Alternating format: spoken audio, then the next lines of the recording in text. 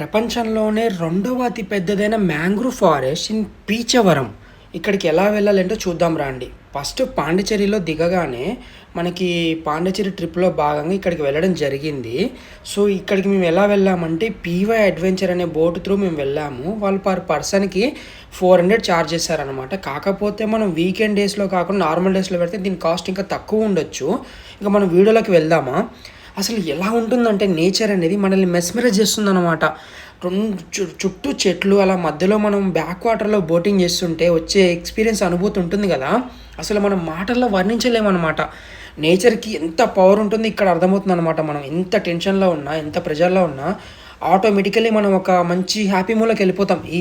నాకు నాకు పర్సనల్‌గా ట్రావెల్‌లో జరిగిందనమాట ఈ ఫీలింగ్ అనేది కూడా. అంతే కాకుండా ఇక్కడున్న మ్యాంగ్రూవ్ ఫారెస్ట్ గూడా చాలా పెద్దదనమాట. ఇది చాలా విస్తీర్ణంలో ఉంది. ఈ ట్రిప్‌లో భాగంగా మనం ఫస్ట్ మ్యాంగ్రూవ్ ఫారెస్ట్‌కి విజిట్ చేయడం జరుగుతుంది. సో, అప్రాక్సిమేట్‌లీ ఇదే మనకి ఒక 30-40 మినిట్స్ ఉంటుందనమాట. ఆ రైడ్‌లోనే మనం కొన్ని పిక్చర్స్ తీసుకోవచ్చు. సో, అలా మనము ఆ జర్నీననేది చాలా బాగా ఎంజాయ్ చేయొచ్చనమాట. ఎప్పుడైనా మీరు పాండిచ్చేరి వెళ్లారా? వెళ్తే ఈ రైడ్‌ని మీరు ఎక్స్‌పీరియన్స్ చేశారా అనేది నాకు కామెంట్ చేయండి. ఈ బోటింగ్ రైడ్‌లోనే మనకి ఇంకొకటి స్పెషల్ ఏంటంటే, మనం కావాలని మనం వాళ్ళని కొంచెం కన్విన్స్ చేస్తే సెపరేట్‌గా మనల్ని ఇంకా కొంచెం డీప్‌గా లోపల తీసుకెళ్తారనమాట. అది మేము ట్రై చేయలేదు. బట్ మాకు టైం లేక మేము సెట్ అవ్వలేదు. ఎప్పుడైనా మీరు అలా వెళ్తే అలా ట్రై చేయండి.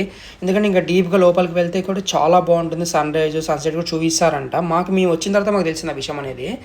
సో, మేము కూడా ఇది చూసుకున్న తర్వాత నెక్స్ట్ ఇక్కడి నుంచి మేము ఫిషింగ్ హార్బర్‌కి బయలుదేరాము.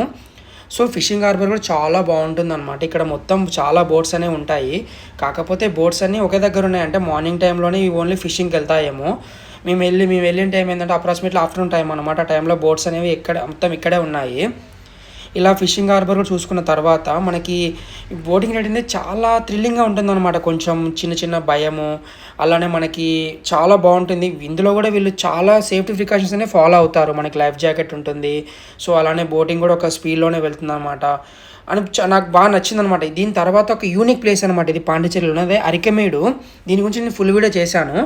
అది కావాలంటే ఆ వీడియో చూడండి, మన ఛానల్‌లో ఉంటుంది. ఇలా అరికెమేడు కూడా చూసుకున్న తర్వాత మేము రిటర్న్ అయిపోయి ఇంకొక లొకేషన్‌కి వెళ్ళామనమాట. బెస్ట్ లొకేషన్ అని చెప్పొచ్చు. అది ఏంటంటే రివర్ మౌత్ అనమాట. రివర్ మౌత్ అంటే మనకి రివర్ అనేది బ్యాక్ వాటర్ ఉంటుంది కదా! బ్యాక్ వాటర్ నుంచి మనకి సీలోకి వాటర్ వెళ్ళే ప్లేస్ అనమాట ఇది. ఇది కూడా మనకి అమేజింగ్‌గా ఉందనమాట. దీనికి స్పెషల్ ఏందంటే మనం ఈ సీజన్‌లో కాకుండా మనం మంచి రెయినీ సీజన్‌లో వెళ్ళినప్పుడు ఇక్కడికి మనకి రివర్ వాటర్ ఒక కలరు, సీ వాటర్ ఒక కలర్ కనిపిస్తుందంట. కాకపోతే మేము వెళ్ళింది మన రెయినీ సీజన్‌లో కాదు కదా! మాకేంటంటే మొత్తం ఒకటే కలర్‌గా ఉందనమాట. కొంచెం లైట్‌గా కలర్ షేడ్ అవుతుంది మాకు తెలుస్తుంది.